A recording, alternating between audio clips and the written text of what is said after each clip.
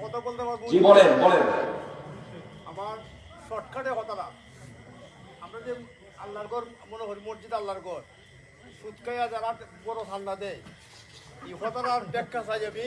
এরা যে বাধা দেওয়ার না দেওয়ার না, বাইরের টাকাটা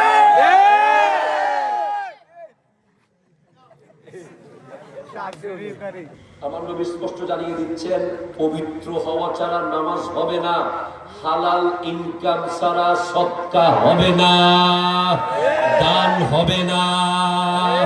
সুদি যদি মসজিদে 1 টন না 50,000 টন রডও দেয়, রিক্সাওয়ালার 5 টাকা তার চেয়ে দামি। ঠিক কিনা? বলো ঠিক কিনা? তুমি মানলে মানো, না মানলে না মানো। মানলে মানো, না মানলে না মানো।